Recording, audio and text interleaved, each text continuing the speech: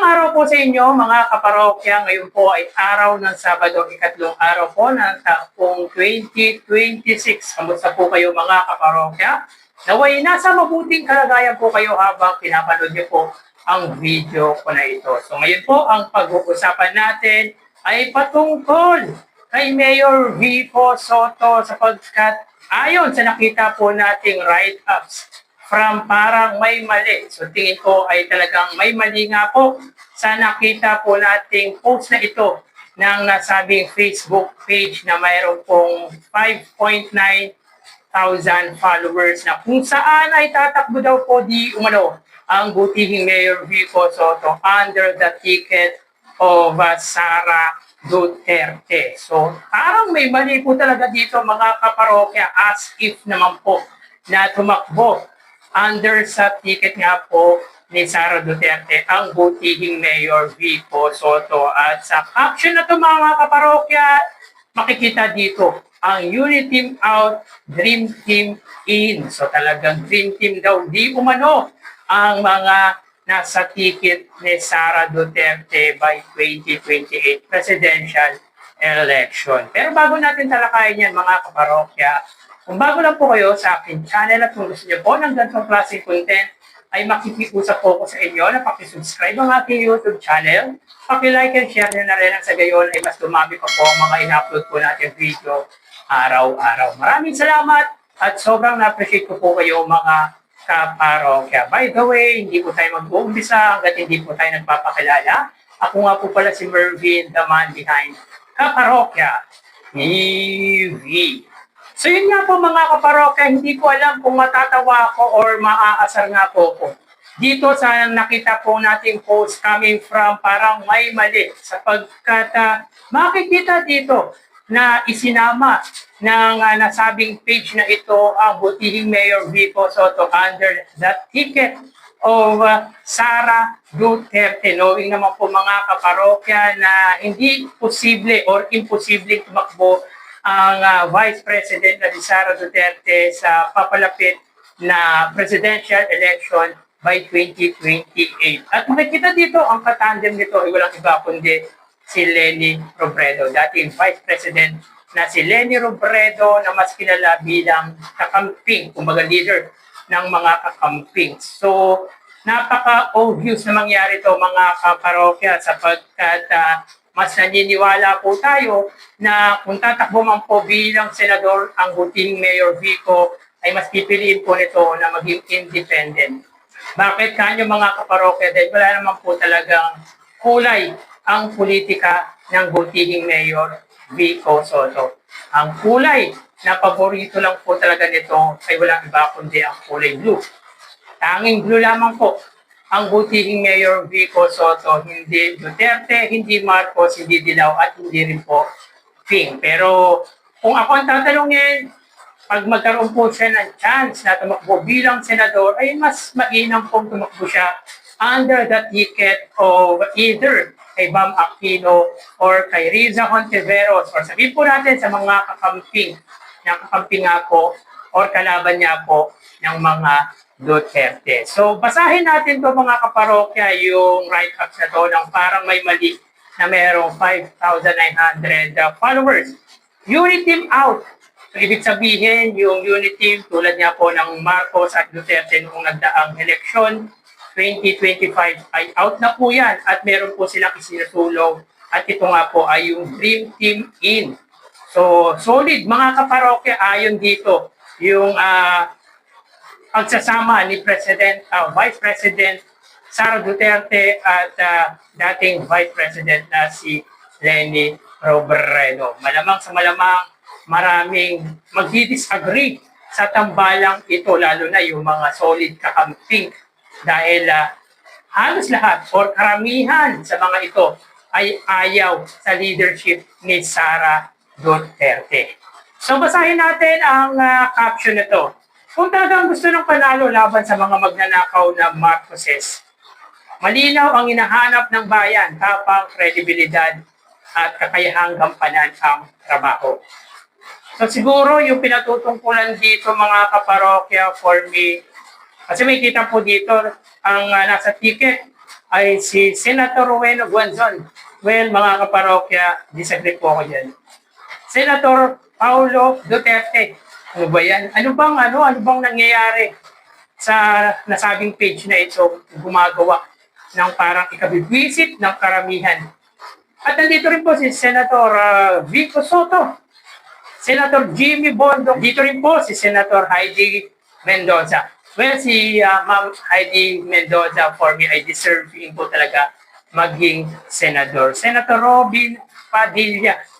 Senator Robin Padilla, tingin ko ay mag-focus na lang po ulit siya sa pagiging artista. Idol ko to eh. Idol ko si Robin Padilla, pero bilang politician, parang si Manny Pacquiao lang din yan. Hindi ko sinasabing hindi magaling si Manny Pacquiao. Actually, nga po tayo kay Manny Pacquiao dahil malaki po talaga ang naging progress ni Manny Pacquiao, lalo na sa pagsasalita ng English. Mas sa tingin ko ay mas magaling pa nga po si Manny Pacquiao sa akin pagdating sa pagsasalita ng English. Or mas maraming alam rather si Manny Pacquiao sa akin when it comes sa English literature. Anyway, mga kaparokya, sa akin, if ever man na tumakbo bilang senador si Mayor Vico Soto, ay mas pipiliin nito na maging independent kesa maging parte ng magugulong koalisyon dito sa ating bansa. Siguro pwede siyang tumikit if ever man under sa leadership ni Miss or ni Vice President Leni Robredo. If ever man na tumakbo bilang presidente si Leni Robredo, o di kaya mga kaparokya ay either si Bam Aquino o Riza Hontiveros, ay pwede siyang tumikit doon kasama si Heidi Mendoza. Yan ang isa sa magagaling para sa akin na mga public servant dito sa ating bansa. Actually, ngayon, last election nga lang po pumasok sa politika si Miss Heidi Mendoza at isa nga po yan sa binoto po natin bilang senador. Alang ay hindi po siya pinalad. But I think by 2028 senatorial election, kung mapagbibigyan po siya ng chance, ay mukhang papala rin na po ito. Sapagkat marami pong sumusuporta sa kakamping or kay Miss Heidi Gutierrez. And of course, kung si Mayor Vico Soto nga po ay tatakbo bilang senador, which is sabi naman po nito, ay hindi po siya tatakbo in any post by 2028. Kaya everman ay under the ticket of course, kay Ms. Leni Robredo na talagang masasabi natin na good governance. Isa sa mga talagang adhikain ay ang mabuting paggogobyerno. Tingin ko, paninindigan ni Mayor Vico Soto yung sinabi nito na hindi siya tatakbo in any post by 2028. May isang salita naman po si Mayor Vico Soto at I think hindi niya naman po sisirain ang pangako or ang sinabi nito na hindi nga po siya tatakbo sa kahit anong posisyon this coming presidential or national election by 2028. Masyadong mapangarap ang page na ito na isama ang butihing Mayor Vico Soto bilang katiket ni Sara Duterte. Maraming ang aligasyon kay Sara Duterte na hindi nga po nito sinasagot. And I don't think nasasama or magiging parte nga po ng ticket ni Sara Duterte si Mayor Vico Soto dahil for sure talagang tatanggihan nga po ito ng butihing Mayor Vico Soto dahil ayaw niyang mabahiran ng hindi maganda. Hindi naman po natin sinasabing may katiwaliang pinagagawa si Sara Duterte, pero ayon sa mga nababasa at napapanood natin, medyo may ilang mga aligasyon patungkol nga po sa kanya. Tulad nga po ng confidential funds na tila ay ninakaw di umano ni Vice President Sara Duterte, which is siguro mga kaparokya kung sasagutin niya yung patungkol sa aligasyong ito at mapapatunayan na walang katotohanan yung mga speculation na yon ay papayag at makikitikin ang butihing Mayor Vico Soto. Pero hindi pa rin kahit pa sabihin natin na walang katotohanan yung mga aligasyon na yun against Sara Duterte. Hindi sasama under the ticket of Sara Duterte ang butihing Mayor Vico Soto. Kumbaga mga kaparokya, imposibleng umanib ang butihing Mayor Vico Soto sa mga taong nai-involve nga po sa katiwaliang nangyayari dito sa ating bansa. At dito mga kaparokya, para daw po matalo ang mga Marcoses ay pinagtatambal o pinagtatandem nga po si Sara Duterte at Leni Robredo. At kung ako naman papipiliin mga kaparokya over Marcoses at Inday Sara Duterte, ay mas pipiliin ko na lang po si Bongbong Marcos or President Bongbong Marcos sapagkat siya po ang nagpasimula ng expose regarding nga po sa DPWH na kung saan na-i-involve nga po ang ilang mga matataas na politician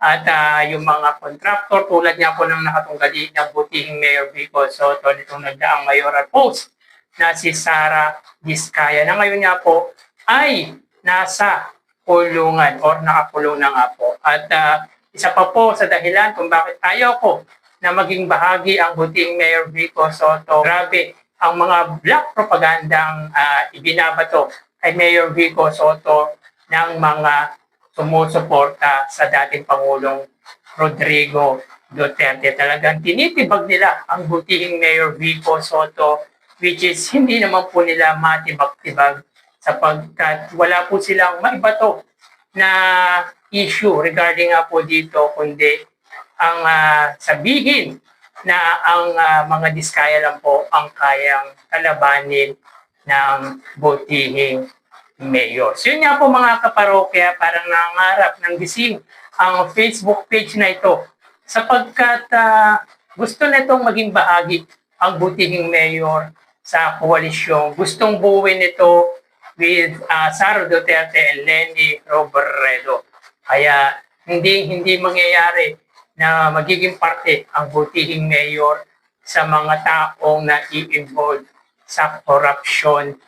Tulad nga po ni Vice President Sara Duterte na naililink nga po sa kanya yung confidential funds na di umano'y ninakaw nga po ni Vice President. Sana sagutin niya yung mga aligasyon na yun kung talagang totoo po siya, kung talagang may malasakit po siya sa sambayan ng Pilipino.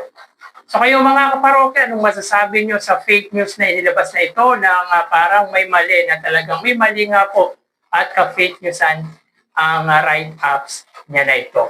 Paki-comment naman po sa comment section ng video na ito ang opinion or yung reaction nyo with regard nga po dito. So nandito na lang po tayo. Magsingat po tayo palagi. Thank you and God bless.